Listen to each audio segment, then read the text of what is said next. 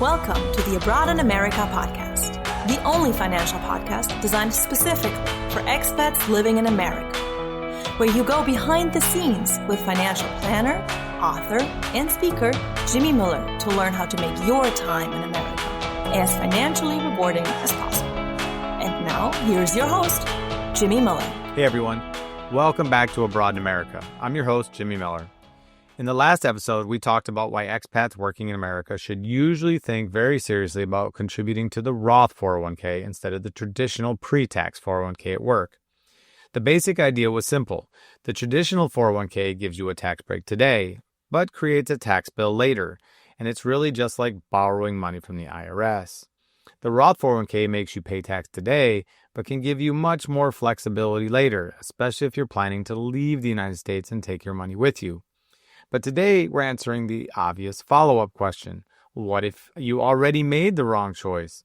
What if you've been in America for a few years and you chose the traditional 401k back when you started your job? Maybe because HR told you it would save you taxes, or because everyone else did it, or because you had no idea there was another option. Are you stuck? No. You may still have a way to fix it, or at least improve the situation dramatically. And that strategy is called a Roth conversion. Today, we're going to talk about what the Roth conversion is and how they can help expats, and why the 5-year rule is one of the most important rules to understand before you use this strategy. But first, let's quickly reset the problem. When you contribute to a traditional 401k, the money goes in before tax. That means you get a tax break now, and that feels good. You look at your paycheck and you think, wonderful, I saved a little money from the IRS. But as I said in the last episode, and as I talk about in my book, Divorce the IRS, you didn't really avoid the tax. You only delayed it till later. In other words, you took a little loan from the IRS. And one day, the IRS wants that loan repaid. When you eventually take the money out of a traditional 401k, the money is generally taxed as ordinary income, just like you made it at work. And if you take it out before age 59 and a half, you may also owe a 10% early withdrawal penalty on top of the regular income taxes. And this creates a big problem for expats, because many expats don't move to America thinking, I'm going to retire here at 67 and spend the next 40 years following the exact U.S. retirement account rule book. Most expats are here for a chapter of their lives, maybe 3, 5, or 10 years. Maybe longer than expected because life got complicated and America became home. But for many foreign nationals, there's a decent chance they'll eventually leave. And when that happens, the traditional 401k can become a suitcase full of tax problems. You may look at the account and think, great, I've saved $80,000. But the IRS looks at it and says, excellent, we own part of that and we want our taxes.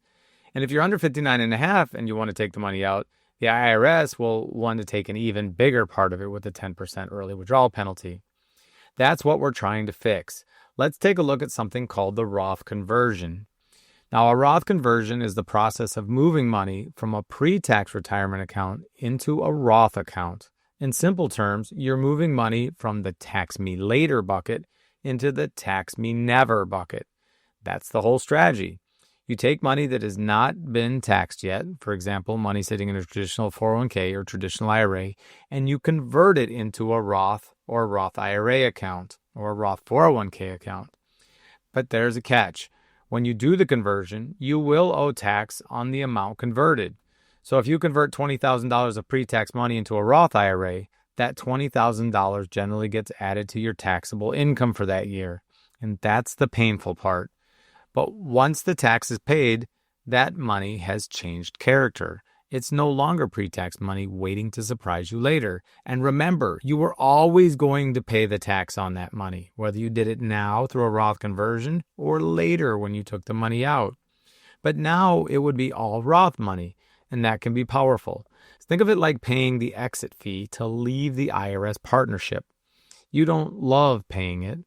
Nobody throws a party because they created a tax bill for themselves, but sometimes paying a known tax today is better than carrying an unknown tax problem into the future, especially if your life may take you across borders. And you have to remember, you were always going to pay that tax. I can't say that enough. It was just a matter of when. Better now on a smaller balance than later on a much bigger balance as well. For expats, Roth conversions can be especially useful because your life is mobile. You might move back home. You might move to another country. You might stay in America longer than planned. You might eventually become a permanent resident, but you might not. That's uncertainty. And uncertainty is exactly why tax flexibility matters. A traditional 401k keeps you tied to the U.S. tax system. You may leave America physically, but your retirement account still has an American tax string attached to it. A Roth conversion can help cut that string, or at least shorten it a lot. Instead of carrying a pre-tax account indefinitely, you can intentionally convert some of that money while you're still planning, still organized, and still able to make thoughtful decisions. The key word here is intentional. You don't usually want to convert everything all at once without thinking. That could push you into a much higher tax bracket and create a giant tax bill. Instead, many people convert strategically. A little this year, a little next year, maybe more in a year when your income is lower, maybe less in a higher income year, maybe in the year after you leave America and don't have any earned income. This is often an optimal time since your income in America will only be what you choose to Roth convert. This is tax planning, not tax panic. And for expats, it can become a way to clean up the traditional 401k mistake before leaving America, or at least before needing the money. Now let's talk about the star of today's episode, the 5-year rule. Actually, let's make this more annoying.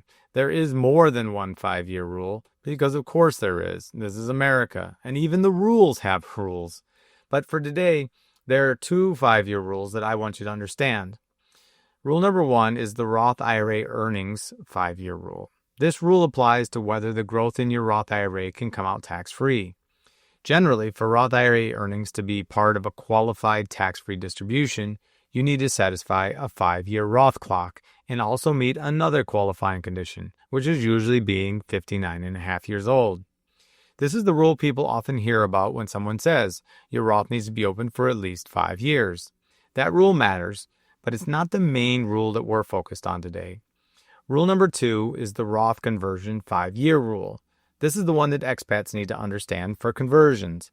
When you convert pre-tax money into a Roth IRA, you pay the tax in the year of the conversion. But if you're under 59 and a half and you withdraw that converted money too soon, you may still owe the 10% early withdrawal penalty. Why is that, you ask? Well, because the IRS does not want people to do this.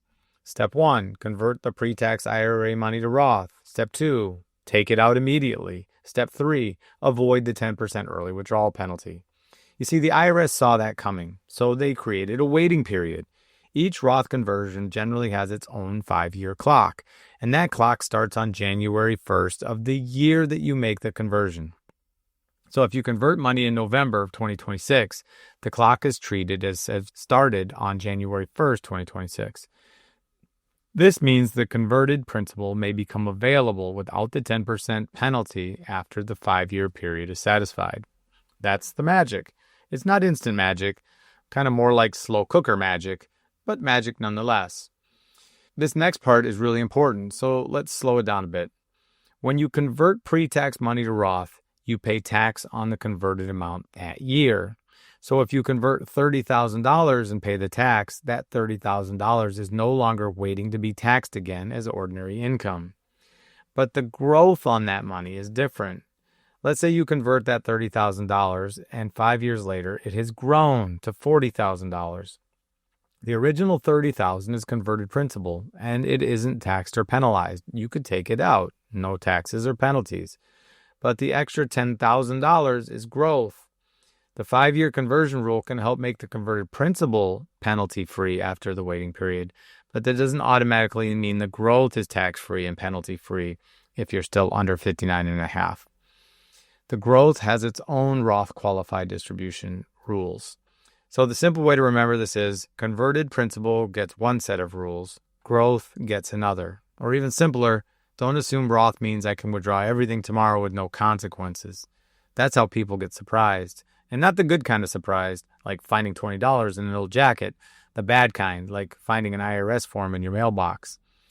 Now let's talk about how expats might actually use this. A common strategy is sometimes called a Roth conversion ladder. And here's the idea. You convert a portion of your pre-tax retirement money each year, and then you wait 5 years. After the 5-year clock is satisfied, that converted principal may become available without the 10% early withdrawal penalty. Then on the next year's conversion, that will become available the year after that, and so on and so forth. Let's use an example. Imagine an expat named Sophia. Sophia moved to America for work and spent 5 years contributing to a traditional 401k. She now has $90,000 in that account. And after listening to this podcast, which is a great choice, Sophia, she realizes that having all of that money in a pre-tax account may not be ideal if she plans to leave America in a few years. So she talks with a cross-border tax advisor and decides not to convert the whole $90,000 in 1 year. Instead, she converts $30,000 this year. That $30,000 is added to her taxable income this year, and she pays the tax from savings outside the retirement account. Next year, she converts another $30,000. The year after that, she converts the final $30,000. Now she has moved her traditional money into Roth over time. The first conversion has one 5-year clock. The second conversion has another, and the third another yet. If she waits out each 5-year period, the converted principal may become much more accessible than it would have been inside the traditional 401k. That is the ladder. You're not trying to jump from the ground to the roof. You're just building steps. And for expats, steps matter, because your life may not follow the standard American retirement timeline. So how do you actually do this? First, stop making the problem bigger. If you're still contributing to a traditional 401k and your plan offers a Roth 401k, consider switching future contributions to Roth. That doesn't fix the old traditional money, but it stops adding more dollars to the tax me later bucket. Second, look at your existing pre-tax retirement money. If it's in your current employer's 401k, you need to check what the plan allows. Some plans allow in-plan Roth conversions, meaning you may be able to convert traditional 401k money into Roth money inside the same plan. Other plans do not. If you've left the employer, you may be eligible to roll the traditional 401k into a traditional IRA and then convert from the traditional IRA to a Roth IRA, which works just as well. But please hear this clearly. Do not just click buttons and hope for the best. Retirement account mistakes can be expensive, especially when you're dealing with cross-border issues. Now, third, decide how much to convert, and this is where tax planning matters. You may not want to convert so much that you push yourself into a much higher tax bracket.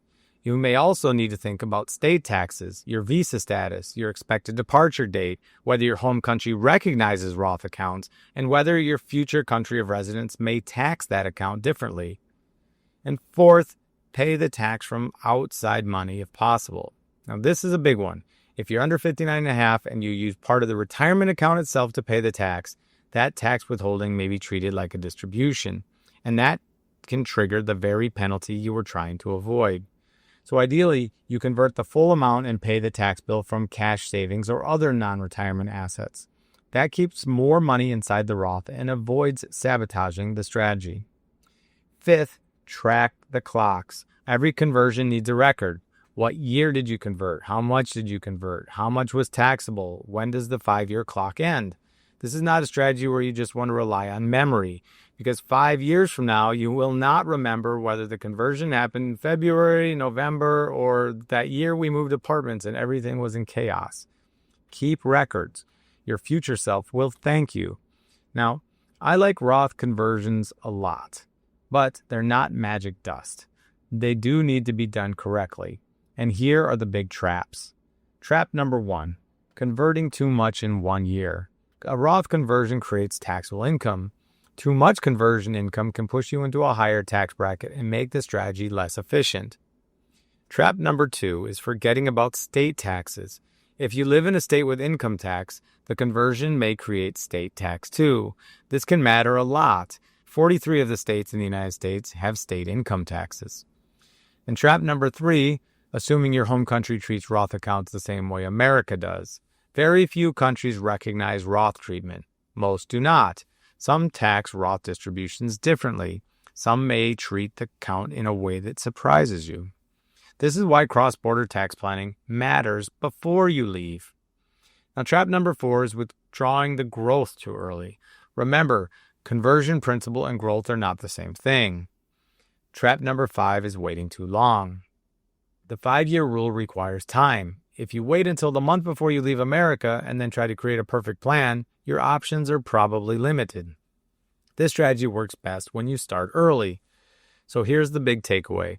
Episode 6 was about choosing the Roth 401k going forward. Episode 17 is about what to do if you already have money in the traditional 401k. And the answers may be to convert it. Not always, not all at once, and certainly not without planning. But for many expats, Roth conversions can be a smart way to take money that is trapped in the tax me later bucket and move it into the tax me never bucket. You pay the tax intentionally. You start that 5-year clock. You give yourself more flexibility later. And most importantly, you stop pretending the traditional 401k balance is completely yours. Because until that tax is paid, it really isn't. The IRS is still sitting quietly in the passenger seat. A Roth conversion is one way to politely ask them to get out of the car. Not for free, of course. This is still the IRS. But once they're out, you may have a much cleaner, more flexible retirement account to take with you to the next chapter of your life. And for expats, that's the goal. Not just saving money in a way that fits a life lived across borders. Now that's it for today's episode of Abroad in America. If you already have money in a traditional 401k, don't panic. You may still have options, but don't wait until the week before you move home to figure them out. Talk with a qualified cross-border tax professional and a fiduciary financial advisor who understands expats, Roth conversions, and the 5-year rule. Because in America, it's not just about how much money you make. It's about how much money you actually keep. In the next episode, we'll discuss leaving your money invested in America when you leave. With technology today, it often makes sense and can be managed from anywhere. So until next time, stay curious, stay intentional, and as always, keep exploring. Want even more ideas, tools, and resources on how to navigate your financial life as an expat in America?